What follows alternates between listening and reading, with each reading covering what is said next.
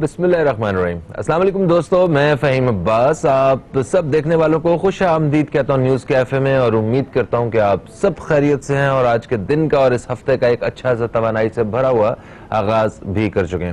آج ہم اپنے پروگرام میں دو مختلف موضوعات پہ بات کریں گے. پروگرام کے پہلے حصے میں جس موضوع پہ ہم بات کر رہے ہیں اس حوالے سے بھی آج میں بہت کچھ سیکھنے والا ہوں اور یقیناً آپ لوگوں کی معلومات میں بھی اضافہ ہوگا. آج ہم حکومت کی جانب سے مختص کردہ اس رقم پہ بات کریں گے جسے بیت المال کہتے ہیں, جو صرف اور صرف عوام کی فلاح و بہبود کے لیے خرچ کرنے کے لیے ایک پیسہ جو ہے وہ نکالا جاتا ہے, اور اس پیسے سے غریب عوام کی مدد کی جاتی ہے. اور وہ کس انداز سے, کس سٹرکچر سے کی جاتی ہے, اور یہ کیا سارا فارمیٹ ہوتا ہے, دوسرے ممالک میں کیا پیٹرن اس کا کیا فارمیٹ جو ہے وہ استعمال میں ہے, اور ہمارے علماء کرام اس حوالے سے کیا رائے رکھتے ہیں, ہم یہ بھی آج جاننے کی کوشش کریں گے. سب سے پہلے میں تعارف کرواؤں گا اپنے پہلے مہمان کا, جو کہ ڈائریکٹر ہیں بیت المال سندھ کے, جناب حنید لاکھانی صاحب. السلام علیکم, آپ کو خوش آمدید کہتے ہیں نیوز کیفے میں. کیسے ہیں آپ؟ میں ٹھیک ہوں, شکریہ اللہ کا. وعلیکم السلام فہیم, بہت خوشی ہوئی آپ سے ملاقات کر. مجھے بھی بہت خوشی ہوئی. ابھی آپ سے جو ہے معلومات جب حاصل کریں گے تو مجھے اور زیادہ خوشی ہوگی, کہ بہت کچھ جاننے والا ہوں میں آج. ہمارے دوسرے مہمان تجزیہ کار ہیں, مختلف موضوعات پہ ہم ان سے ان کا تجزیہ جو ہے نا وہ شامل کرتے رہتے ہیں پروگرام میں. اختر ارائیں صاحب, آپ کو خوش آمدید کہتے ہیں. السلام علیکم جی. وعلیکم السلام. کیسے ہیں اختر بھائی؟ بالکل ٹھیک ہے, فرسٹ کلاس. آج جو موضوع آپ نے سلیکٹ کیا ہے یہ بہت اچھا موضوع ہے. خاص طور پہ غریب عوام کو میڈیا کے تھرو اس بات کا پتہ چلنا چاہیے کہ حکومت وقت جو ہوتی ہے وہ کچھ ایسا مال مختص کرتی ہے جو بیمار لوگوں کے لیے یا ایجوکیشن کے لیے. تو یہ اویئرنیس کی جو کمپین چلنی چاہیے وہ آپ کے ذریعے آج پوری ہوگی, اور ناظرین کو چاہیے کہ وہ اپنے ارد گرد غریب لوگوں کو اس بات کی آگاہی فراہم کریں. بالکل صحیح ہو گیا جناب, تھینک یو سو مچ. بس جو صحیح معلومات ہے وہ لوگوں تک پہنچنی چاہیے. واقعی جو نالج ہے, جو ایک انفارمیشن ہے, وہ ایک طاقت کی طرح ہوتی ہے. تو سر حنید صاحب, یہ بتائیے کہ یہ جو بیت المال کے جو پیسے ہوتے ہیں یہ کون سے پیسے ہوتے ہیں؟ مجھے جب بیت المال کا نام سنا کہ حکومت کی جانب سے بیت المال کے جو پیسے ہیں جو عوام کے لیے مختص کیے جاتے ہیں, میرے ذہن میں آیا یہ تو عوام کی فلاح میں کے لیے جو پیسے خرچ ہوتے ہیں یہ شاید یہ وہ پیسے ہوں جو رمضان کے دنوں میں وہ بینکوں میں سے جو زکوٰۃ کٹتی ہے اور وہ سائڈ پہ ہو جاتی ہے. میرے ذہن میں ایسے ہی آیا, تو پھر مجھے پتا چلا کہ نہیں یہ وہ پیسے نہیں. تو یہ اصل میں پیسے ہیں کون سے, یہ کون سے پیسے؟ اکثر لوگ اس کو کنفیوز کرتے ہیں زکوٰۃ سے اور مال غنیمت سے. نہیں, یہ پاکستان میں بیت المال جو ہے شروع سے یہ ادارہ جب سے سٹارٹ ہوا ہے تب سے بجٹڈ اماؤنٹ ہوتی ہے. ہر سال تقریباً 8-9 ارب روپے گورنمنٹ آف پاکستان دیتی ہے, لیکن چونکہ پورے ملک کے حالات فائنینشلی جو اسکویز ہوئے ہے اس وجہ سے کم ہوتے ہوتے کچھ 5.5 ارب تک رہ گیا ہے. اچھا, یہ اماؤنٹ سندھ کا بجٹ ہے؟ یہ نہیں, یہ پورے پاکستان کا بجٹ ہے. اچھا, وہ ڈیوائیڈ ہوتا ہے تمام پروونسز میں. اس میں بیسکلی یہ اماؤنٹ جو ہے یہ یتیم بچوں کے لیے ہے, مسکین بچوں کے لیے ہے, جو اسٹریٹ کڈز کے مسائل ہیں اس کو حل کرنے کے لیے, چائلڈ لیبر کے مسئلے کو حل کرنے کے لیے. اس کے علاوہ بہت سارے ایسے غریب ہیں جو اپاہج ہیں, غریب ہیں جو علاج نہیں کرا سکتے, جن کے پاس پیسے نہیں ہوتے, ان کے لیے ایسی بیماریاں جو جیسے کینسر ہو گئی, تھیلیسیمیا ہو گئی, ڈائلسس ہو گئے, تو اس میں بیت المال جو ہے وہ سپورٹ کرتی ہے ان کو, اور تمام گورنمنٹ ہاسپٹلس کے تھرو ان کو مفت علاج کراتی ہے. ٹھیک ہے, اس دفعہ کا بجٹ کتنا بتایا آپ نے؟ 5.5 ارب. 5.5 ارب جو ہے یہ اس دفعہ کا بجٹ ہے, جو کہ 4 صوبوں میں تقسیم ہوگا, اور اس کے بعد سندھ کے لیے 1/4, مجھے نہیں پتا وہ باقی کیا حساب بنا, وہ ڈسٹرکٹ وائز ڈیوائیڈ ہو جاتا ہے تمام ڈسٹرکٹ 1/4 جو ہے وہ. تو یہ کتنے سال کے لیے ہوگا؟ 1 سال کے لیے. 1 سال کے لیے. تو کیا یہ 1 سال کے لیے اتنا بجٹ ان عوام کے لیے جو بیچارے واقعی جو مدد کو ترس رہے ہوتے ہیں ان کے لیے کافی ہوتا ہے یہ؟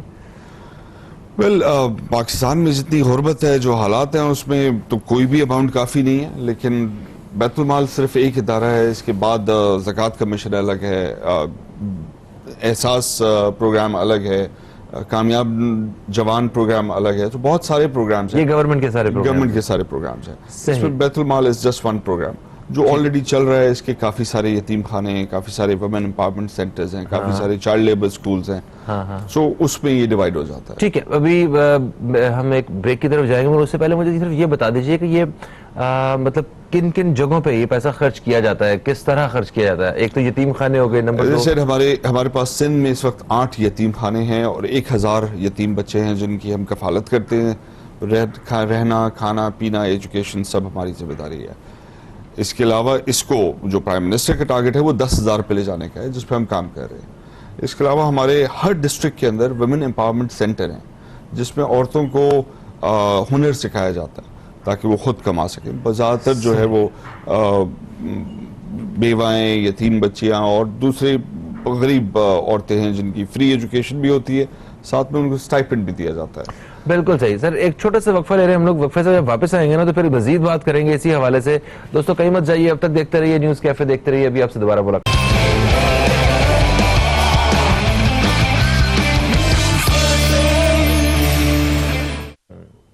Welcome back. اب دیکھ رہے ہیں نیوز کیفے, میں ہوں فہیم عباس, اور آج ہم بات کر رہے ہیں بیت المال کے حوالے سے کہ بیت المال کے مقاصد کیا کیا ہیں اور عوام تک رسائی کس طرح ممکن ہے.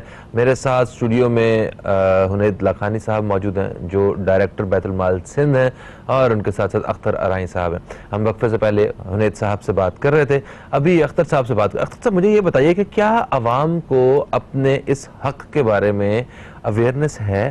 انہیں پتہ ہے کہ اگر اس جگہ پہ ہم جا کے پھنس گئے, ہم بچوں کی تعلیم کے حوالے سے یا صحت کے حوالے سے یا فیملی کے کسی یتیم ہونے والے بچے کے حوالے سے, جس طرح ابھی سر نے بتایا, تو وہ ڈائریکٹلی جو ہے وہ بیت المال کی سے رابطہ کر کے تو وہاں سے اب اپنے ان مسائل اور ان پریشانیوں کو حل کر سکیں گے؟ دیکھیے اویئرنیس اتنی نہیں ہے جتنی ایکچولی ہونی چاہیے.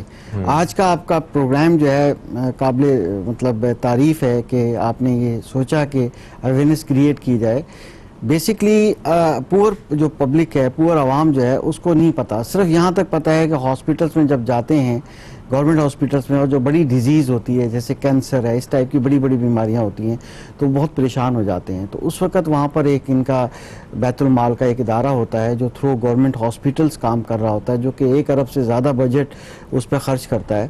تو وہ ایک پروسیس ہے کہ وہاں پر وہ دیتے ہیں, مگر پھر بھی عوام کو شاید سمجھ میں آتی ہے شاید یہ زکوٰۃ کا پیسہ ہے, مگر اس میں یہ ہے کہ جن پہ زکوٰۃ واجب نہیں ہوتی ہے وہ لوگ بھی یہ گرانٹ لیتے ہیں. اور آج یہ اس پروگرام سے میرا خیال ہے بات کلیئر ہوگی کہ یہ ایک وہ گرانٹ ہوتی ہے بیت المال. یہ وہ مال ہے, جیسے حضرت عمر کا ایک کانسیپٹ تھا, وہاں سے چلا تھا کہ بیت المال کا ایک کانسیپٹ تھا. تو میں بیت المال تو اس جگہ کہتے ہیں جہاں پہ مال کو اکٹھا کیا جا رہا ہوتا ہے, ایک ایسی جگہ, وہ مال جو عوام کی فلاح کے لیے خرچ ہو, وہ مال, اس کو بیت المال کہا جاتا ہے. تو یہ ایک بہت زبردست انفراسٹرکچر موجود ہے جو کہ 92 میں میرا خیال ہے وجود میں آیا تھا, اور یہ ایک ایسا پروگرام ہے اس میں بجٹ بڑھنی چاہیے. 5-5.5 ارب کی بجٹ ہوتی ہے, یا اس کی بجٹ بلکہ انکریز ہونی چاہیے. یہ وہ واحد پروگرام ہے جو کہ اس اگر اویئرنیس کریٹ کی جائے, جیسے میں NIVD کی بات کروں گا کہ جب انہوں نے سندھ گورنمنٹ نے اس کی اویئرنیس کی تو آپ نے نوٹ کیا ہوگا, اگر آپ کی اسٹڈی ہے تو 4 گنا پیشنٹس وہاں بڑھ گئے, ان کو پتہ چلا وہاں فری علاج ہو رہا ہے. اسی طرح سے جناح ہاسپٹل میں بیت المال کی طرف سے جو گرانٹس ہیں, ڈائریکٹر صاحب زیادہ بہتر بتا سکتے ہیں. اس طرح ایجوکیشن پہ یونیورسٹیز کو جو گرانٹ دی جاتی ہے, طالب علم کو پتہ نہیں ہوتا. تو یہ اویئرنیس جو ہے وہ کریٹ کرنی چاہیے, اور تاکہ جو ہے اس انفراسٹرکچر کی بجٹ بڑھانی چاہیے تاکہ زیادہ سے زیادہ یہ پروگرام ہو. یتیموں کے پروگرامز ہیں, گرلز کا بہت اچھا پروگرام شروع کیا گیا ہے جو ہماری نالج میں ابھی آیا ہے. صحیح, ابھی انشاءاللہ اس پہ بات کرتے ہیں. جی انہیں سب ابھی وقفے سے پہلے آپ بتا رہے تھے کہ یہ جو پیسے آتے ہیں بیت المال کے, ان کو کس طرح آپ خرچ کر رہے ہوتے ہیں. تو وہ جو آپ ایک جال ہے پورے ملک میں, آپ اس کے بارے میں بتا رہے تھے, اور مختلف سیکٹرز کے بارے میں بتا رہے تھے کہ یہاں ہم لوگوں کی اس سے مدد کرتے ہیں. تو میں چاہتا ہوں ذرا ایک دفعہ اس بارے میں دوبارہ بتا دیجیے, بیچ میں بریک آ گئی تھی, اور پھر ہم آپ سے یہ جانیں گے کہ آئندہ کیا کرنے والے ہیں آپ.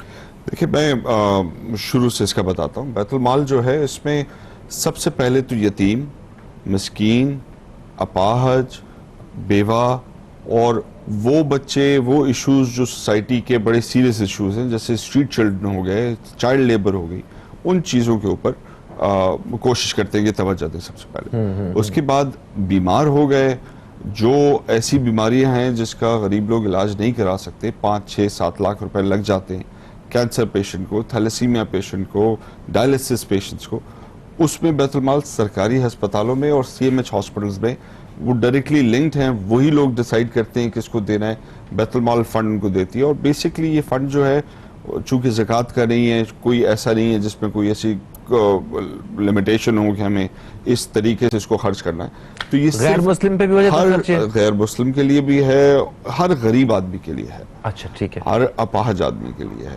سو اس کے پھر ایز اے آرگنائزیشن چونکہ بڑی ویل اسٹیبلشڈ آرگنائزیشن ہے, اس کا ہر ڈسٹرکٹ میں ریچ ہے. We have schools, child labour schools in every district.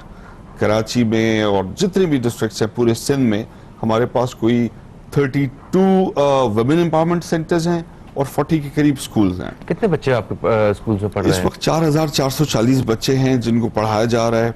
اس کے علاوہ 3000 کے قریب خواتین ہیں جن کو ہنر سکھایا جا رہا ہے, اور وہ ہر ڈسٹرکٹ میں ان کا سینٹر ہے ویمن امپاورمنٹ سینٹر. اس میں کوئی گھوسٹ وغیرہ تو نہیں؟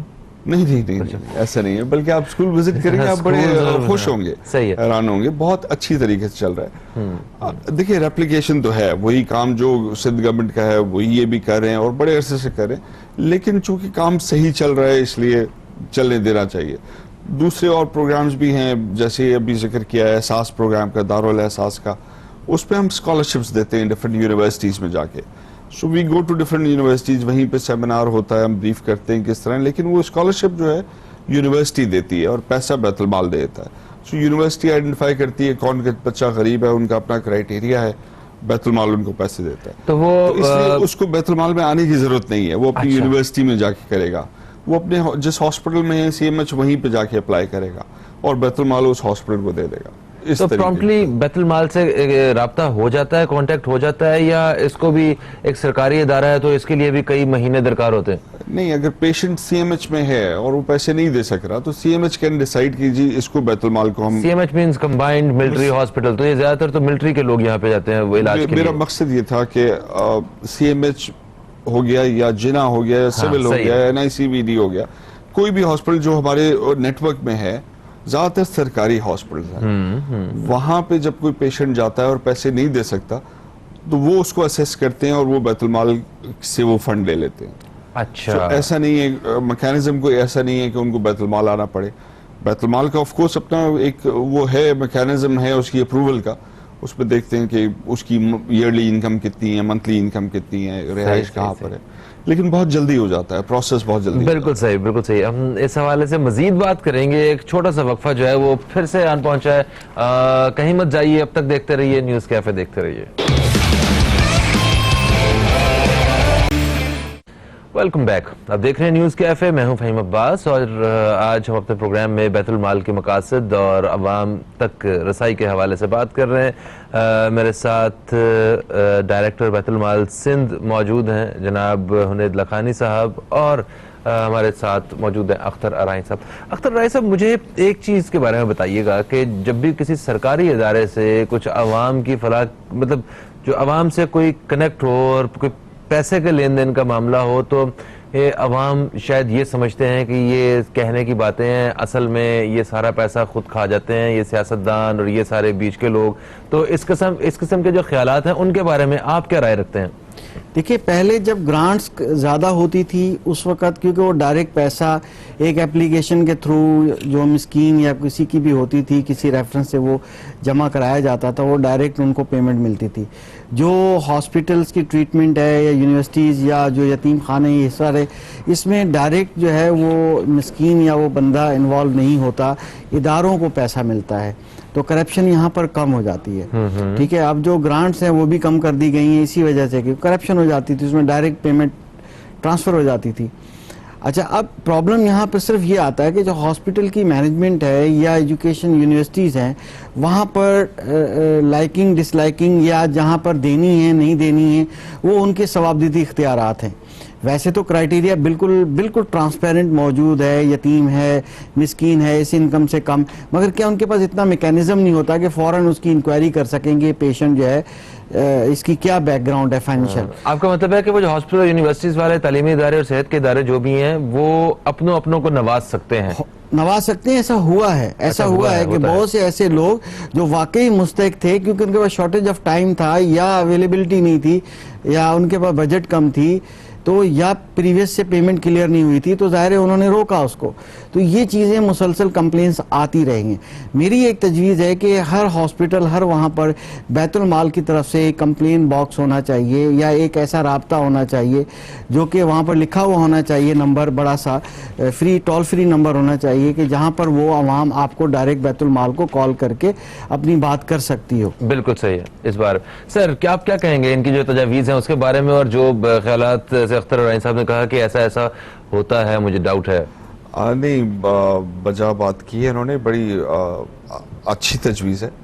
میں صرف یہ کہوں گا جس ملک میں پاورٹی جو ہے وہ بڑھ رہی ہو, کم نہیں ہو رہی ہو, دن بدن تیزی سے, جہاں پہ بیت المال جو سوشل ورک کر رہا ہے اس کا بجٹ بڑھنے کے بجائے کم ہو رہا ہو تو وہاں پہ اس قسم کی پرابلمز تو آئیں گی. صحیح ہے. یا تو ایسا ہو کہ بیت المال اپنے بجٹ یوز نہ کر رہا ہو اور وہ وہاں پہ ہمیں آپ کہیں کہ جی آپ کے اتنا بجٹ تھا آپ نے خرچ نہیں کیا. ایسا نہیں ہے, بہت زیادہ ہے نا, یہ ہمارا تو بجٹ کم ہو گیا نا, 8 ارب سے کم ہوتے ہوتے اب یہ 5.5 ارب تک آ گیا. اب اس میں آلریڈی ہمارے پاس بچے اڈاپٹڈ ہیں اور اس کو ہم نے بڑھانا ہے, 1000 بچوں سے 10,000 پہ لے کے جانا ہے. تو ایک طرف ہم نے نمبرز بڑھانے اور دوسری طرف بجٹ کم ہو رہا ہے. اسی طرح اگر آپ اسٹریٹ چلڈرن کا دیکھ لیں تو اس وقت ہر سگنل کے اوپر ہر جگہ بچے آپ کو نظر آتے ہیں. یہی بچے جو ہیں آگے جا کے مطلب جو سڑک سے سیکھ رہے ہیں وہی سوسائٹی کو واپس دیں گے. اسی طرح چائلڈ لیبر کا بہت سیریس ایشو ہے, پوری دنیا کی نظریں ہماری طرف ہے, ہمارے ملک کی طرف. یہ اب دنیا میں ایکسیپٹیبل نہیں ہے کہ بچوں سے ہم جو ہے وہ مزدوری کروائیں, اور یہ ہو رہا ہے. سو اس کو ہمیں ٹھیک کرنے کے لیے ہم نے اسکولز بنائے, اس کے اندر ہم صرف 4,000 بچوں کو رکھ سکتے ہیں. 4,000 بچے آلریڈی موجود ہیں. اب یہ ساری چیزیں اگر بڑھانی ہے 4,000 سے 40,000 پہ لے کے جانا ہے تو اس کے لیے بجٹ ریکوائرڈ ہے. اس کے لیے ڈیفینیٹلی تو بجٹ جو ہے وہ گریجولی کم ہوتا جا رہا ہے. ہم سر کیونکہ ٹائم ہمارے پاس کچھ تھوڑا سا کم ہے تو مجھے 2-3 چیزوں کے بارے میں بات کرنی ہے, تو میں چاہتا ہوں کہ ذرا شارٹلی اس حوالے سے بات کرتے ہیں ہم.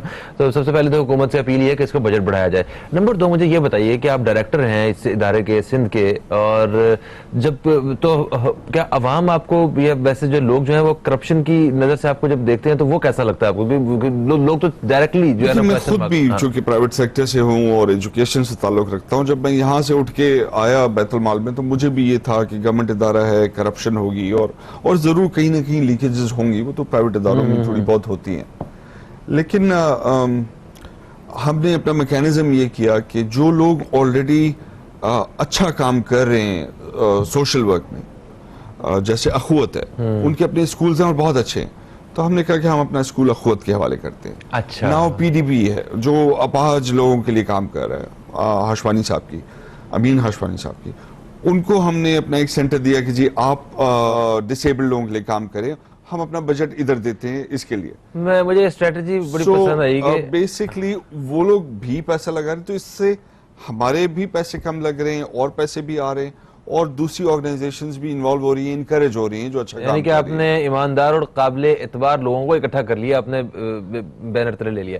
صحیح ہے. سر یہ بتائیے کہ فیوچر میں آپ کن چیزوں پہ کام کرنے والے ہیں, اور اس کے بعد مجھے یہ بتائیے کہ عوام کو اگر جو دیکھنے والے ہیں ان میں کسی کو اگر مسئلہ ہے تو وہ کیسے کانٹیکٹ کر سکتے ہیں ڈائریکٹلی, یہ دونوں چیزوں کے بارے میں بتا دیجیے. دیکھیے سب سے امپورٹنٹ چیز جو ہے وہ یہ ہے کہ جو یتیم بچے ہیں جن کی کوئی سے نہیں ہے, وہ جا کے رپورٹ نہیں کرا سکتے پولیس میں, کچھ کر نہیں سکتے, وہ کمزور طبقہ ہے, ان کے لیے آلریڈی 1000 بچے ہمارے پاس ہیں, اس کو 10,000 پہ لے کے جانا ہے. لیکن جو یتیم بچیاں ہیں ان کے لیے کچھ بھی نہیں ہو رہا. نہیں تو کیسے رابطہ کیسے کیا جائے؟ وہ بچے تو کچھ تو نہیں کریں گے. بیت المال تو باقاعدہ اس کی ایڈورٹائز بھی کرتا ہے, سب کچھ کرتا ہے, اس کی ریچ بھی ہے ہر ڈسٹرکٹ میں, اور یہ آج سے نہیں کئی سالوں سے یہ کام ہو رہا ہے. تو ہمارے پاس آتے ہیں, اور جس طرح آپ کا ایک پروگرام ہے اس طرح اور ڈفرینٹ پروگرام اویئرنیس پروگرامز میں ہم اس کو کرتے ہیں. بچیوں کے لیے میں بتانا چاہ رہا ہوں کہ بچیوں کا پروگرام پہلا آرفنیج سندھ میں بھی سٹارٹ کیا ہے, جس کو ہمارے پریزیڈنٹ الوی صاحب کی مسز الوی خود پرسنلی دیکھ رہی ہیں, کیونکہ بچوں کا بڑا سینسٹیو معاملہ ہوتا ہے. تو اس کا پورا بورڈ عورتوں کا ہے اور وہی اس کو دیکھ رہی ہیں, اس میں کوئی مرد اس کے اندر شامل نہیں ہے. صحیح ہے. تو پروگرام کا وقت اپنے اختتام کی طرف آ چکا ہے. مجھے پروگرام کے اس حصے کا وقت, مجھے یہ بتائیے کہ اگر میرے نالج میں, کسی کے نالج میں کوئی یتیم یا کوئی اس طرح بیوہ یا کوئی بہت ہی غریب کوئی اگر انسان ہے, تو کیا انٹرنیٹ پہ معلومات حاصل کر کے ہم آپ تک جو ہے نا وہ کانٹیکٹ کر سکتے ہیں اور پورا طریقہ کار دیکھ سکتے ہیں, اور آپ اس چیز کی یقین دہانی کرواتے ہیں کہ پورا میرٹ کے ساتھ اور انصاف کے ساتھ جو ہے وہ کام ہوتا ہے یہاں پہ؟ انشاءاللہ. ٹھیک ہے, تھینک یو سو مچ. ہماری نیک تمنائیں آپ کے ساتھ ہیں. ہم چاہتے ہیں کہ آپ اسی طرح کام کرتے رہیں اور لوگوں کی مدد ہوتی رہے, اور حکومت جو ہے وہ آپ کو اور زیادہ بجٹ دے تاکہ آپ زیادہ سے زیادہ لوگوں کی مدد کر سکیں. سر, آپ کا بھی بے حد شکریہ, آپ ہمارے ساتھ ہوتے ہیں اس طرح کے ہر موضوع کرنے کے لیے. دوستو, ایک وقفے کا وقت, اور وقفے کے بعد ہم ایک انتہائی اہم ترین اور ایک الگ ترین موضوع پہ. میں ہوں فہیم عباس اور پروگرام کے دوسرے حصے میں ہم داخل ہو چکے ہیں, اور آج پروگرام کے اس حصے میں میں جس موضوع پہ بات کرنے جا رہا ہوں اس موضوع پہ ابھی تک ہم نے بات نہیں کی ہے. یہ آج پہلی دفعہ اس موضوع پہ بات ہوگی, اور یقیناً اس موضوع پہ مجھے بھی سیکھنے کے لیے بہت کچھ آج ملے گا, اور ڈیفینیٹلی جو آپ دوست پروگرام دیکھ رہے ہیں آپ کی بھی معلومات میں اضافہ ہوگا. آج ہم بات کرنے والے ہیں تقلید کے بارے میں. ایک بہت ہی اہم موضوع ہے. اگر دیکھا جائے تو دنیا بھر میں جتنے بھی الہامی اور غیر الہامی مذاہب ہیں اس میں تقلید کو ایک خاص حیثیت حاصل ہے. تقلید بہت سارے فقہوں میں اور ریلیجنز میں کی جاتی ہے. آج ہم اسی حوالے سے بات کریں گے کہ تقلید کیا ہے اور یہ کس کی تقلید کی جانی چاہیے یا کیوں تقلید نہیں کی جانی چاہیے. اس حوالے سے آج پروگرام کا جو ہے وہ موضوع رہے گا, جس میں ہم ہمارے ساتھ جو اسٹوڈیو میں جو مہمان شخصیت موجود ہیں ہم ان سے اسی حوالے سے بات کریں گے کہ یہ کیا ہے اور اس کے حقائق کیا ہیں, اور مختلف فقہی رہنمائیوں میں اس کی کیا حیثیت حاصل ہے. ایک فقہ ہمارے سوسائٹی میں اہل حدیث کے حوالے سے اگر دیکھا جائے تو وہاں پہ تقلید نہیں کی جاتی ہے, تو ان کا کیا موقف ہے اس حوالے سے بھی آج پروگرام میں بات ہوگی. میرے ساتھ اسٹوڈیو میں موجود ہے مولانا حکیم زبیر عباسی صاحب. آپ کو ہم خوش آمدید کہتے ہیں. السلام علیکم, کیسے ہیں آپ؟ الحمدللہ, اللہ کا بڑا کرم ہے. آپ خیریت سے؟ میں بالکل ٹھیک ٹھاک ہوں. مجھے یہ بتائیے سب سے پہلے, کیونکہ بہت سارے لوگ وہ تقلید کے بارے میں جانتے ہی نہیں ہیں کہ تقلید کیا ہے. اس کا ویسے جو میں نے لغوی معنی جو میں نے اس کا دیکھا وہ اصطلاح اور پیروی کا ہے, فالوئنگ کا ہے. تو آپ اس حوالے سے کیا بیان کرنا چاہیں گے؟ الحمدللہ وحدہ والصلاة والسلام علی من لا نبی بعدہ. رب اشرح لی صدری ویسر لی امری واحلل عقدۃ من لسانی یفقہوا قولی. فہیم بھائی, تقلید جو ہے اس کے جو معنی بنتا ہے وہ ہے اپنے جو لغت کے اندر جو لکھا ہوا ہے اور جس کو سب مانتے ہیں, اس کے اوپر سب کا اتفاق ہے کہ جس کی جو تعریف میں بیان کرنے جا رہا ہوں کہ تقلید کی تعریف کیا ہے. اپنے امام کی بات کو بغیر دلیل کے لے لینا, ایکسیپٹ کر لینا, ایڈمٹ کر لینا, اس سے دلیل کا تقاضا نہیں کیا جائے گا, اس کو تقلید کہتے ہیں. اچھا, بغیر دلیل کے جو اپنے اگر آپ نے دلیل کا مطالبہ کر دیا پھر وہ تقلید نہیں ہے. اگر دلیل کا مطالبہ کر دیا پھر وہ تقلید نہیں ہے. تقلید در حقیقت اسی چیز کا نام ہے کہ اپنے امام کی بات کو بغیر کسی دلیل کے آپ قبول کر لیں, اس کا نام تقلید ہے. ٹھیک ہے, مگر اس کے لیے آپ کا یہ یقین ہونا, مطلب آپ کا اس چیز پہ ایمان اور یقین ہونا چاہیے کہ آپ جس شخص سے کسی بات کا مطالبہ کر جو پوچھ رہے ہیں اس کی جو علمی سطح ہے وہ آپ سے بہت زیادہ ہے, اور آپ کے ایک فہم یہ بھی پایا جاتا ہے کہ ہم اگر کسی سے کوئی مشورہ کر رہے ہیں تو وہ دین کو وہ ہم سے کہیں بہتر جانتا ہے, اس وجہ سے وہ ایک رہنمائی ہماری کر رہا ہے اور ہم اس کی تقلید کرتے ہیں. لیکن سب سے پہلے تو اس کے اندر ایک بات یہ سمجھ لی جائے کہ اختلاف رائے جو ہے یہ ہوتی ہے، اور اس کے اوپر جناب کوئی بات لے کے بیٹھ جانا اور اس پہ آپس میں لڑائی جھگڑا کرنا اور بحث و مباحثہ کرنا یہ مسئلے کا حل نہیں ہے. فکری اختلاف ہو سکتا ہے. بالکل میں یہ عرض کر رہا ہوں کہ بعض جگہوں پہ آپ نے دیکھا ہوگا اختلاف رائے کے سبب میں جو ہے وہ لڑائی جھگڑے تک بات محبت پہنچتی ہے. میں اس کا قائل نہیں ہوں. اختلاف رائے ہے، میری اپنی رائے ہے، آپ کی اپنی رائے ہے. ضروری نہیں ہے کہ آپ میری رائے سے اور میں آپ کی رائے سے متفق ہو جاؤں. ٹھیک ہے. اب بات ہم یہ کرتے ہیں کہ میری اپنی جو دانست ہے قرآن و حدیث کے مطابق جو میں بیان کرنے جا رہا ہوں. آپ نے کہا کہ کسی عالم کے علم سے جب ہم مکمل مطمئن ہوتے ہیں پھر ہم اس کی تقلید کرتے ہیں یا اس سے مسئلہ لیتے ہیں. تو دیکھیں کوئی بھی عالم ہو یا کوئی بھی انسان ہو، نبی علیہ الصلوۃ والسلام کے علاوہ ہمارا اہل حدیث کا جو موقف ہے وہ میں بیان کر رہا ہوں، ہمارا اپنا موقف، کہ اللہ کے نبی علیہ الصلوۃ والسلام کے علاوہ کسی کے اوپر وحی کا نزول نہیں ہوتا. بے شک. سورہ نجم کے اندر اللہ رب العالمین فرماتے ہیں اللہ کے نبی علیہ الصلوۃ والسلام کے اوپر اللہ رب العالمین وحی اتارتا ہے. نبی علیہ الصلوۃ والسلام اپنی جانب سے کچھ نہیں کہتے. ان ہوا الا وحی یوحا، نبی وہ بولتا ہے جو اللہ رب العالمین کی طرف سے وحی ہوتی ہے. نبی کے علاوہ کوئی بھی غیر نبی کے اوپر وحی نہیں اترتی، اس لیے ان سے غلطی کے چانسز بھی ممکن ہیں، بشرطے کہ وہ انسان ہے، انسان ہونے کے ناطے سے ان سے غلطی بھی ہو سکتی ہے اور وہ مسئلہ صحیح بھی بتا سکتے ہیں. اب جب ہم تقلید کرتے ہیں اور شخصی تقلید کرتے ہیں، ایک تقلید ہے مطلق، کسی کی بھی تقلید، یعنی امام ابو حنیفہ سے بھی مسئلہ آپ نے پوچھ لیا، امام مالک سے بھی پوچھ لیا، امام جعفر سے بھی پوچھ لیا، جس امام سے بھی آپ مسئلہ پوچھ لیں، یہ تقلید مطلق ہے کہ کسی سے بھی آپ مسئلہ پوچھ سکتے ہیں. ہمارے ہاں وہ تقلید نہیں ہے، ہمارے ہاں ہے تقلید شخصی، کہ اگر میں حنفی ہوں تو ابو حنیفہ رحمۃ اللہ علیہ کے مذہب مسلک کے اوپر ہی مجھ کو چلنا ہے، اس کے علاوہ دوسری کوئی رائے میرے پاس نہیں ہے. یہاں پر تھوڑی سی ہم یہ سمجھتے ہیں گڑبڑ یوں ہے کہ ابو حنیفہ رحمۃ اللہ علیہ ہوں یا امام جعفر ہوں یا امام شافعی ہوں یا امام مالک رحمہ اللہ، یہ سارے بہت دین کے بڑے عالم اور بہت نیک بزرگ گزرے ہیں، لیکن تھے انسان. میں آپ کو ایک چھوٹی سی واقعہ ایک سناؤں. ابو بکر رضی اللہ تعالیٰ عنہ اللہ کے نبی علیہ الصلوۃ والسلام کے ساتھ بیٹھے ہوئے ہیں، اور اللہ کے نبی علیہ الصلوۃ والسلام کے پاس ایک آدمی آیا کہ کہا اللہ کے نبی میں نے ایک خواب دیکھا ہے، اس کی تعبیر جاننا چاہتا ہوں. اللہ کے نبی علیہ الصلوۃ والسلام اس سے پہلے تعبیر دیتے، ابو بکر رضی اللہ تعالیٰ عنہ کہنے لگے اللہ کے نبی کیا اس کی تعبیر میں دے دوں؟ اللہ کے نبی علیہ الصلوۃ والسلام نے کہا ٹھیک ہے آپ دے دیجئے. ابو بکر رضی اللہ تعالیٰ عنہ نے اس کی تعبیر سنائی، تعبیر دی. اس کے بعد اللہ کے نبی صلی اللہ علیہ وسلم سے پوچھا اللہ کے نبی کیا میں نے تعبیر درست دی ہے؟ ایک بات اس کے اندر یہ ہے کہ اگر اللہ کے نبی علیہ الصلوۃ والسلام تعبیر دیتے تو کسی سے نہیں پوچھتے. کیوں؟ ما ینطق عن الہوی ان هو الا وحی یوحی، نبی کے اوپر وحی اترتی ہے، نبی جو بولتا ہے وحی ہوتی ہے. ابو بکر کنفرمیشن لے رہے ہیں، تصدیق چاہ رہے ہیں اللہ کے نبی علیہ الصلوۃ والسلام سے. اللہ کے نبی نے فرمایا ابو بکر آدھی تعبیر درست تھی آدھی غلط تھی. میں سمجھتا ہوں ابو بکر رضی اللہ تعالیٰ عنہ صحابہ سے بڑھ کے دین کا کوئی علم رکھنے والا نہیں ہے. کوئی بھی صحابی، عمر رضی اللہ تعالیٰ عنہ، عثمان ہو، علی ہو، رضوان اللہ علیہم اجمعین، یہ تمام وہ لوگ ہیں جو دین کا سب سے زیادہ علم رکھتے تھے، لیکن ان سے بھی یہ غلطی ہو گئی. خواب کی تعبیر اللہ کے نبی نے کہا ابو بکر آدھی درست تھی آدھی غلط تھی. اچھا ایک چیز میں اس میں اور بیان کرنا چاہوں گا، وہ بھی اس پہ بتائیے گا، کیونکہ جتنے بھی صحابہ کرام ہیں جنہوں نے رسول پاک صلی اللہ علیہ وسلم کی زندگی میں مطلب جو صحابی گزرے ہیں، وہ ان کی تعداد تقریباً 1,14,000 کچھ کے کم و بیش اتنی جو ہے نا بتائی جاتی ہے. ان سارے صحابہ کرام میں سے بھی 130 کے قریب ایسے صحابہ تھے ان سارے صحابہ کرام کے بیچ میں بھی جن کو فتویٰ دینے کا مرتبہ جو ہے وہ حاصل تھا، جو اتنی وہ حیثیت رکھتے تھے. اب باقی سارے صحابہ کرام بھی فتویٰ نہیں دے سکتے تھے. تو اس لیے تو میرا خیال ہے کہ جو تقلید ہے وہ جس کی جاتی ہے وہ اس کے لیے ایک خاص مرتبے پہ کسی شخص کا فائز ہونا بہت ضروری ہے. بلا شبہ وہ جتنے بھی خاص مرتبے پر فائز ہو، ابو بکر رضی اللہ تعالیٰ عنہ سے اوپر اس کا مرتبہ نہیں ہو سکتا، عمر فاروق رضی اللہ تعالیٰ عنہ، علی رضی اللہ تعالیٰ عنہ سے ان کا مرتبہ اوپر نہیں ہو سکتا.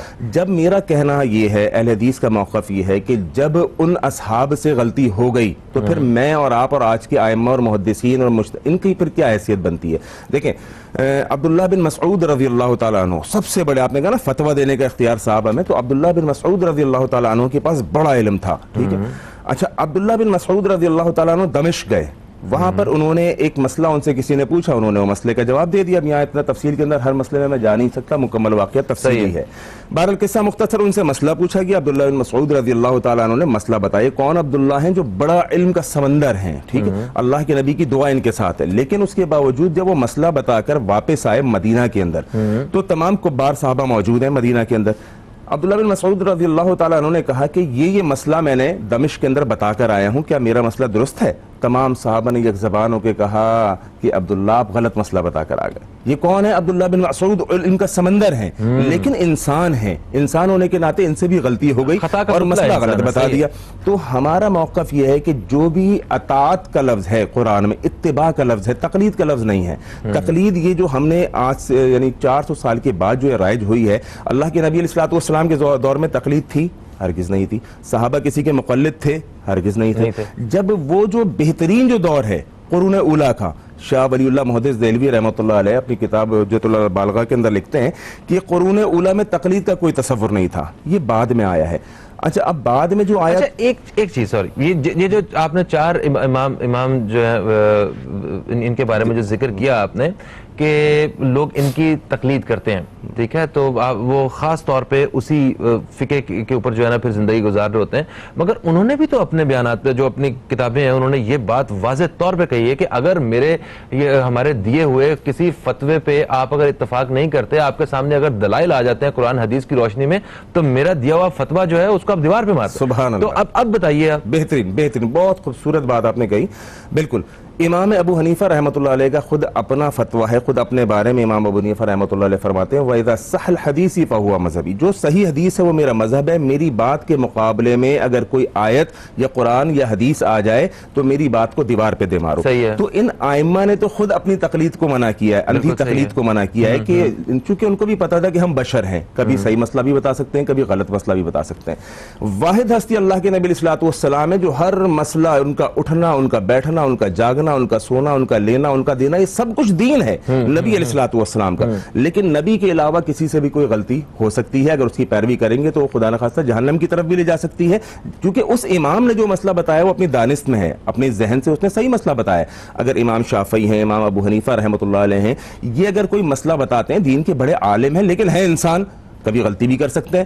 ان کی غلطی کو اب میں بحیثیت مقلد اگر اس کی پیروی کرتا ہوں تو میں بھی اس غلطی کی سمت میں جا رہا ہوں. لہذا ہم یہ سمجھتے ہیں کہ تقلید یہ درست نہیں ہے, تقلید کی جگہ اتباع اور اطاعت ہونی چاہیے. ٹھیک ہے, اب اگر میں آپ سے فرض کریں کہ میں ایک عام شہری, میں آپ سے یا آپ ایک مطلب میں سمجھتا ہوں کہ آپ دین کے حوالے سے, علم کے حوالے سے آپ مجھ سے بہت بہتر ہیں اور آپ دین اسلام کو بڑی بہتری سے سمجھتے ہیں مجھ سے زیادہ, کیونکہ آپ کا ایک سبجیکٹ ہے, آپ نے اس میں ایجوکیشن لی ہے اور آپ کا مطلب دین کو سمجھنا. میں آپ سے پوچھتا ہوں, فرض کریں کہ دعا کرنے کے بعد آمین جو ہے وہ زور سے کہنا چاہیے یا آہستہ کہنا چاہیے, ٹھیک ہے, تو میرا یقین ہے اس بات پہ کہ آپ مجھ سے زیادہ سمجھتے ہیں, تو آپ اگر جو رہنمائی کریں گے تو وہ اس کا مطلب یہ ہوگا کہ میں تقلید کر رہا ہوں آپ پہ. نہیں, دیکھیں اس میں یہ اس زمرے میں نہیں آئے گا. یہ سنیے گا, اس میں بھی ایک نقطہ میں آپ کو بتاؤں. اگر آپ مجھ سے دلیل کی بنیاد پر کوئی بات پوچھتے ہیں, دلیل کی بنیاد پر, یہ تقلید نہیں ہے. اچھا, میں کہتا ہوں کہ دلیل دیجئے کہ کیسے. اگر آپ مجھ سے دلیل کی بنیاد پہ کوئی بات پوچھتے ہیں تو یہ تقلید نہیں ہے, کیونکہ تقلید کی شروع میں نے جو تعریف آپ کو بیان کی ہے کہ اپنے امام, اپنے مولوی کی بات کو بغیر کسی دلیل کے مان لینا, اس کو تقلید کہتے ہیں. اگر آپ دلیل کا مطالبہ کرتے ہیں کہ جی نماز کے بعد سورہ فاتحہ میں آپ اونچی آمین کہتے ہیں, اس کی دلیل کیا ہے, تو دیکھیں یہ تو قرآن نے بھی کہا ہے فَاسْأَلُوا أَهْلَ الذِّكْرِ إِن كُنتُمْ لَا تَعْلَمُونَ, اہل ذکر سے, اہل علم سے پوچھو جو اس مسئلہ تم کو نہیں معلوم. تو علماء سے پوچھنا تقلید نہیں ہے. اچھا, وہ تقلید نہیں ہے. علماء سے دلیل کی بنیاد پہ پوچھنا تقلید نہیں ہے. اچھا, آپ نے عالم سے جا کے مسئلہ پوچھا اور عالم نے کہا کہ جناب یہ کام آپ کر لیجئے, اور وہ کام آپ کرنا شروع ہو گئے, وہ بھلے سے دین تھا یا نہیں تھا, آپ نے قرآن حدیث کی کوئی اسے دلیل نہیں لی اور آپ گمراہی کے راستے پہ چل نکلے, تو یہ اندھی تقلید ہے, تقلید شخصی ہے, یہ غلط ہے اور یہ بالکل صحیح. اس حوالے سے مزید بات کریں گے اور اپنی معلومات میں ہم اضافہ کریں گے. ہمارے ساتھ مولانا حکیم زبیر عباسی صاحب بالکل موجود ہیں اسٹوڈیو میں. ایک چھوٹا سا وقفہ ہے, کہیں مت جائیے, اب تک دیکھتے رہیے نیوز کیفے, دیکھتے رہیے.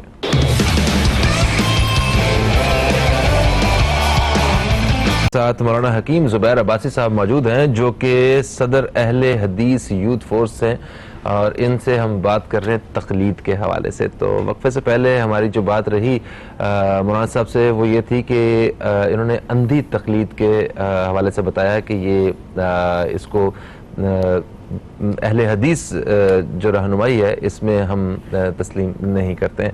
اچھا, اندھی تقلید آپ نے کہا وہ ہوتی ہے کہ جس میں آپ بغیر دلیل کے آپ کسی سے رہنمائی لے رہے ہیں اور آپ اس کو آنکھیں بند کر کے فالو کر رہے ہیں اس کی چیز کو, یہ اندھی تقلید ہے. تو اندھی تقلید میں اور ویسے اگر آپ دلیل کے ساتھ اگر رہنمائی کر رہے ہیں، لے رہے ہیں کسی سے، تو ان دونوں میں کچھ فرق ہے؟ لیکن تقلید اندھی ہو یا تقلید شخصی ہو، ٹھیک ہے، ہمارے نزدیک یا تقلید مطلق ہو، ہمارے نزدیک سے ہر تقلید غلط ہے۔ کیوں؟ تقلید کا لفظ قرآن مجید میں جہاں پر آیا ہے وہاں پر اس سینس میں نہیں آیا۔ تقلید کا لفظ قرآن مجید کے اندر قلادہ سے آیا ہے کہ جانور کے گلے میں ایک پٹا ڈال دیا جاتا تھا اور وہ ایک پہچان ہوتی تھی کہ یہ قربانی کا جانور ہے حج کے دنوں میں۔ تو یہ ایک لفظ اچھا نہیں ہے۔ اب اس جانور کے گلے میں، اس کے گلے میں پٹا ڈلا ہوا ہے، اس کا مالک اس کو جہاں لے کے چلتا ہے وہ جاتا ہے، ٹھیک ہے۔ تو ہماری ایک حیثیت اللہ رب العالمین نے بلند رکھی ہے بحیثیت انسان اشرف المخلوقات۔ ہمیں اللہ رب العالمین نے اتباع کا حکم دیا ہے اور اطاعت کا حکم دیا ہے۔ تقلید کسی بھی قسم کی ہو، شخصی ہو، اندھی ہو، مطلق ہو، اس کی اللہ رب العالمین نے کہیں بھی رہنمائی نہیں فرمائی، کہیں بھی حکم نہیں دیا۔ اللہ رب العالمین نے کیا کہا؟ اللہ رب العالمین نے کہا یا ایھا الذین آمنوا اطیعوا اللہ واطیعوا الرسول، اے لوگوں جو ایمان لائے ہو اطاعت کرو اللہ کی اور اللہ کے رسول کی۔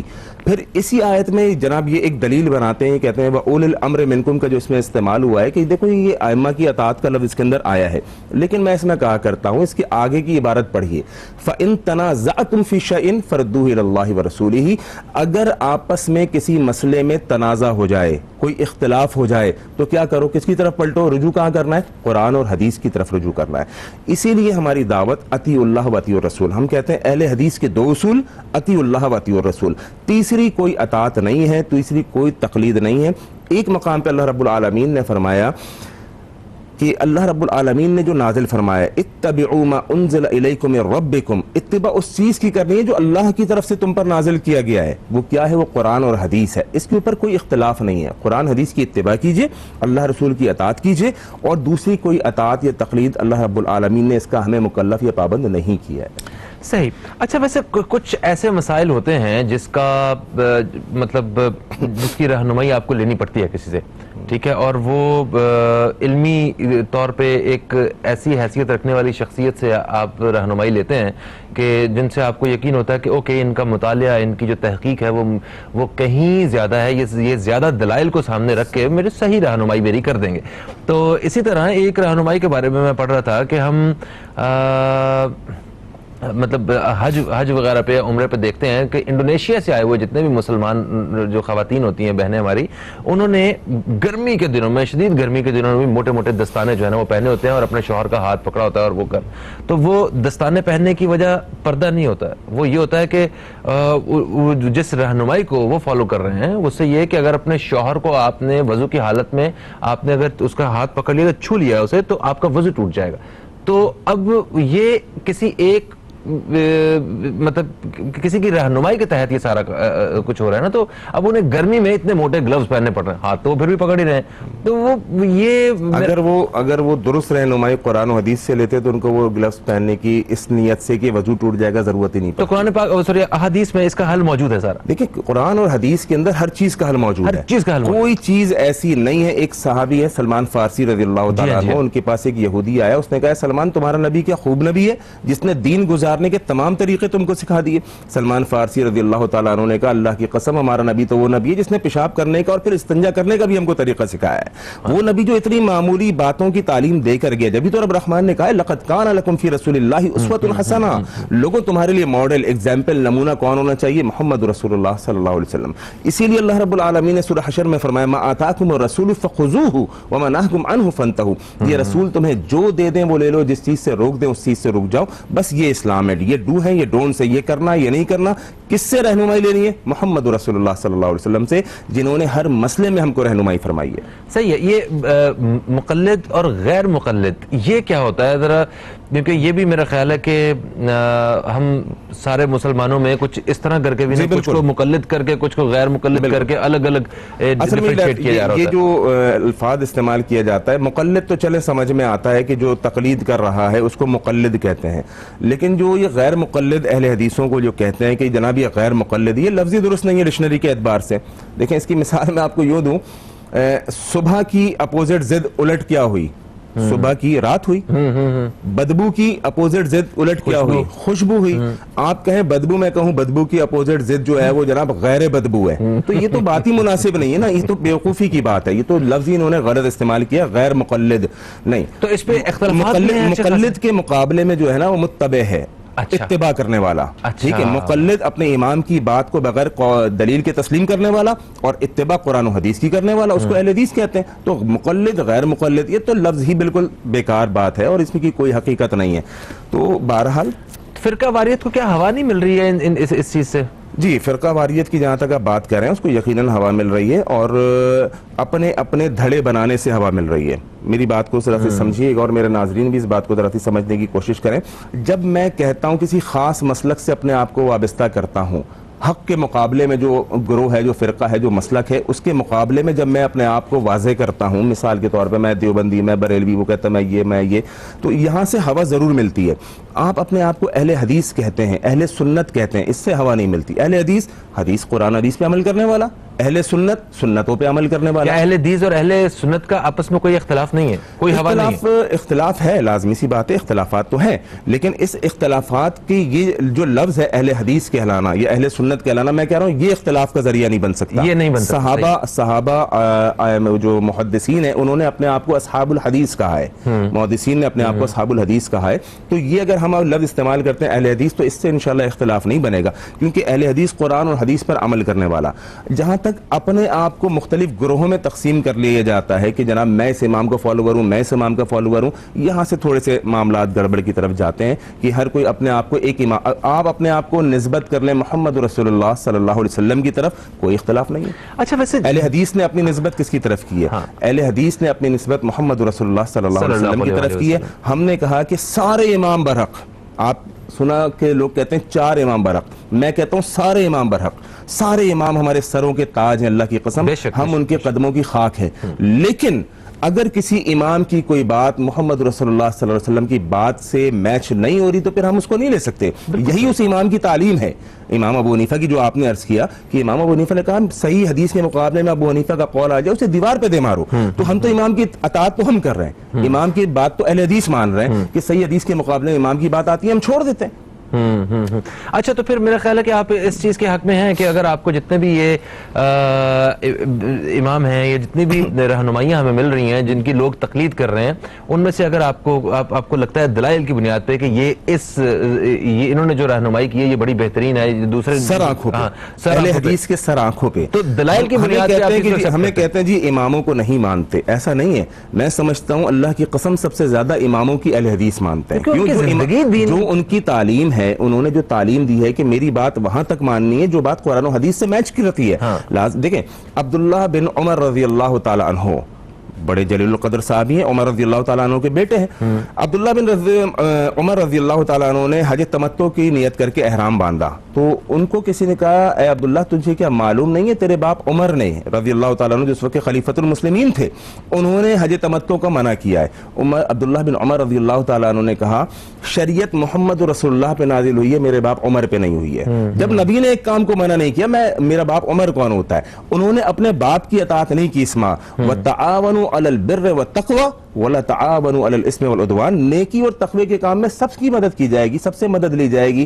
لیکن غلط چیز پر ایک پتہ چل رہا ہے, واضح ہو رہا ہے کہ جناب علی یہ مسئلہ اس کا قرآن و حدیث کے خلاف جا رہا ہے, تو پھر ہم جانتے بوجھتے بھی اس امام کی پیروی کریں, یہ تقلید ہے اور یہ تباہی کی طرف لے کے جا رہی ہے. بالکل صحیح ہے. اگر دین کے خلاف اگر آپ کو ایک چیز نظر آ رہی ہے, دلائل جو ہیں اس کی مخالفت میں آپ کو مل گئے ہیں, تو پھر اس کی تقلید وہ اندھی تقلید ہے اور وہ اس سے آپ جو ہے. اور آج پروگرام میں ہم بات کر رہے ہیں تقلید کے حوالے سے. تقلید جس کے لغوی معنی پیروی اور اصطلاح کے فالوئنگ کے, اس حوالے سے بات کر رہے ہیں ہم. میرے ساتھ اسٹوڈیو میں موجود ہے مولانا حکیم زبیر عباسی صاحب. وقفے سے پہلے ہماری بات ہو رہی تھی, ہم نے اندھی تقلید کے حوالے سے بات کی اور تقلید بیسیکلی ہے کیا اس حوالے سے بات کی. ہم نے مقلد اور غیر مقلد کے حوالے سے بات کی.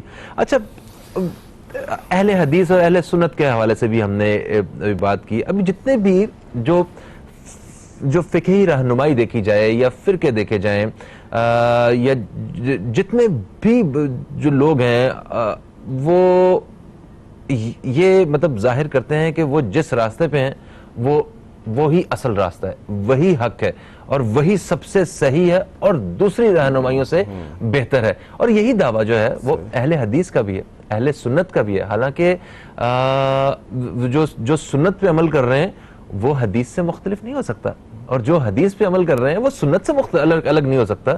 تو پھر اتنے زیادہ جو ہیں وہ فرق کیوں ہے, راستے الگ الگ کیوں ہوتے جا رہے ہیں؟ فہیم صاحب, یہ بہت اچھا سوال آپ نے کیا کہ ہر شخص جو ہے وہ اس وقت اپنی دکان کھولے بیٹھا ہے اور ہر کوئی اپنے ٹماٹر بیچ رہا ہے, اور وہ کہتے ہیں کہ کہتے ہیں کہ جی اپنے دہی کو کوئی کھٹا نہیں کہتا. یہ بات تو بالکل سچ آپ کہہ رہے ہیں. کوئی بھی شخص یہ نہیں کہے گا کہ میں غلط ہوں میرے پیچھے آ جاؤ. ہر شخص کہتا ہے کہ میں صحیح ہوں میرے پیچھے آ جاؤ. اچھا, جو کہہ رہا ہے وہ تو کہے گا اپنے آپ کو صحیح, لیکن سامنے والے کو کیا اللہ رب العالمین نے عقل نہیں عطا کی ہے؟ سامنے والے کو بھی دیکھیں, دنیاوی معاملات میں ہماری عقل بہت چلتی ہے. اگر میرے گھر سے مجھے میری بیگم نے حکم دیا کہ جائیے ذرا ٹماٹر لے کر آئیے, اس وقت ٹماٹر مہنگے ہیں, میں اس ٹھیلے سے بھی معلوم کروں گا 200 روپے کلو, اس سے جا کے پوچھوں گا وہ کہے گا 150 روپے کلو, اس سے پوچھوں گا 100 روپے کلو. اب فیصلہ میں اپنے دماغ سے خود کروں گا, ٹھیک ہے. تینوں نے اپنے اپنے ٹماٹروں کی تعریف کی ہے, 200 روپے 150 روپے 100 روپے, لیکن میں کسی ایک کی بات پہ نہیں آ رہا. میں 100 والے کے پیچھے بھی نہیں جا رہا کہ بہت سستا ہے, 200 والے کے پیچھے بھی نہیں جا رہا, اور بیچ میں مڈل پہ جو ہے 150 والا میں دیکھ رہا ہوں یار یہ 150 والا جو ہے یہ سستا بھی تھوڑا پڑ رہا ہے اور اچھا بھی ہے. اپنی عقل کو استعمال کرتے ہوئے میں نے وہ پرچیز کر لیا. کیا دین کے معاملے میں میری کوئی عقل کام نہیں کرتی؟ یعنی دین تو ایسے ہی ہمیں آرام سے پلیٹ میں رکھ کے مل گیا ہے تو جناب جس کے پیچھے چل رہے ہیں بس وہی میں ہم ٹھیک ہے. نہیں, ہمیں سب نے اپنی اپنی دکانداری بنائی ہوئی ہے. وہ کہتا ہے میں ٹھیک ہوں, وہ کہتا ہے میں ٹھیک ہوں. اللہ رب العالمین نے جو میزان دیا ہے قرآن و حدیث کا اس کے اوپر تول لیجئے. اس امام کی بات, اس مولوی کی بات, اس حافظ کی بات, اس قاری صاحب کی بات دیکھ لیں. جس کی بات قرآن و حدیث کے پیرامیٹر پہ اترتی ہے, ہمیں کوئی ضرورت نہیں ہے کہ آپ جناب علی دیوبندی ہیں تو غلط ہیں, آپ اہل حدیث ہیں تو غلط ہیں, آپ بریلوی ہیں تو غلط ہیں. اللہ کی قسم سب درست ہو سکتے ہیں اگر وہ دلائل کی بنیاد پر چلیں, قرآن و حدیث کو فالو کریں. مولوی کی بات کو نہیں, قرآن و حدیث کو فالو کریں. بھلے وہ دیوبندی رہے, بریلوی رہے, اہل حدیث رہے, ہمیں اس سے مطلب نہیں ہے, لیکن اطاعت اور اتباع محمد رسول اللہ صلی اللہ علیہ وسلم کی کریں. جس مولوی سے مسئلہ پوچھیں دلیل کی بنیاد پہ پوچھیں, وگرنہ اس وقت جو معاشرہ اس وقت آپ دیکھیں شرک و بدعات اور خرافات کی طرف جا رہا ہے, اور جناب مزاروں پہ سجدے ہو رہے ہیں, اور دھڑا دھڑ عجیب معاملات پیروں نے اپنے پیچھے لگایا, وہ خواتین جا رہی ہیں وہاں اپنا مال بھی ضائع کر رہی ہیں, شوہروں کی نافرمانیاں بھی کر رہی ہیں. یہ سب اندھی تقلید کے نتائج ہیں.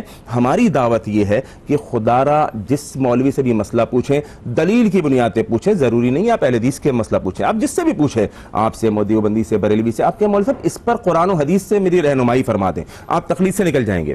کیونکہ جب آپ نے دلیل پوچھ لی اب پھر آپ مقلد نہیں ہیں. سر آپ کو کیا لفظ تقلید سے تو صرف اختلاف نہیں ہے؟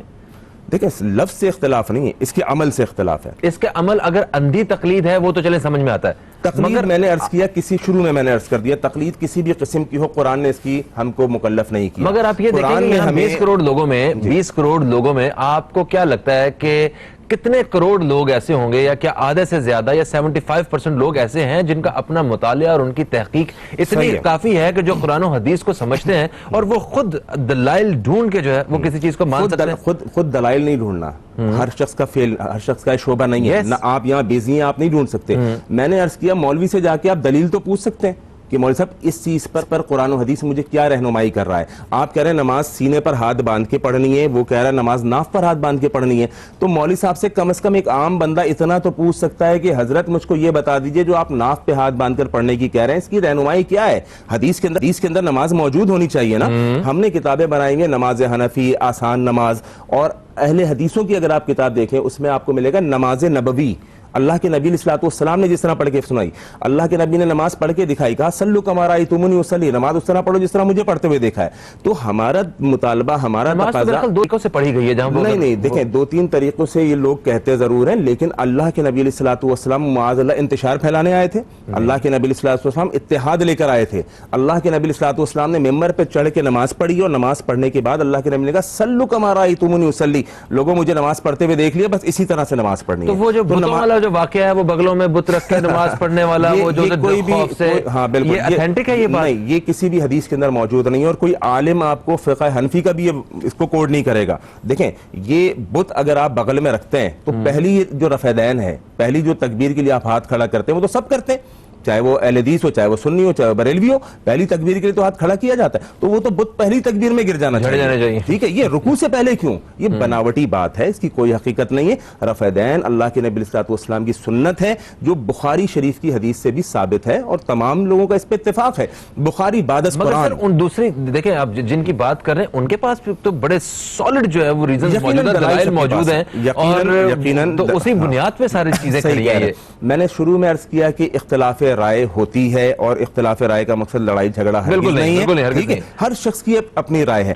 میں یہ سمجھتا ہوں غلط نہ, میں نے ایک لفظ بھی میرے خیال ہے کسی کو غلط نہیں کہا ہوگا. میں یہ سمجھتا ہوں کہ جب احادیث کی مختلف کتب ہیں, اور آپ کا موقف یہ ہے کہ بخاری بعد از قرآن, بخاری کا قرآن کے بعد سب سے اہم ترین جو کتاب ہم سمجھتے ہیں بخاری ہے, تو بھائی بخاری سے ہم نماز کیوں نہیں لیتے؟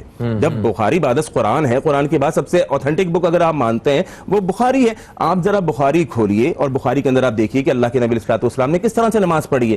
جس طرح اللہ کے نبی صلی اللہ علیہ وسلم نے نماز پڑھی اس طرح سے آپ پڑھ لیجئے. بالکل صحیح, بالکل صحیح. جو یہ ہمیں خود بھی تھوڑا سا جو ہے نا اپنی عقل کے تالے کھولنے کی ضرورت ہے, وقت نکالنے کی ضرورت ہے. اگر ہم واقعی دین کے بارے میں اتنا فکر مند ہیں تو پھر میرا خیال ہے دوسروں پہ انگلیاں اٹھانے کی بجائے ہم یہ انگلی جو ہے نا وہ ایسے ریڈنگ کے لیے یوز کریں تو شاید اس سے ہمارا کچھ بھلا ہو جائے.